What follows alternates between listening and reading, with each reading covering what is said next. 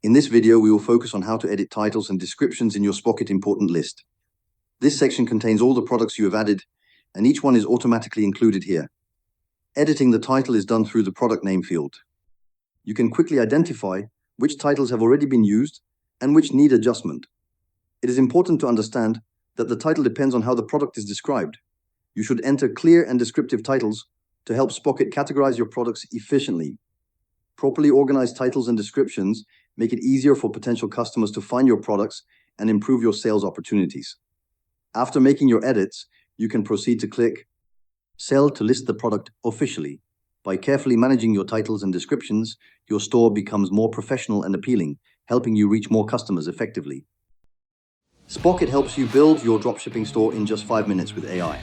Access high-quality products with super fast shipping from premium US and EU suppliers. Start your free 14-day trial at YB.Digital/drop and revolutionize your e-commerce success today.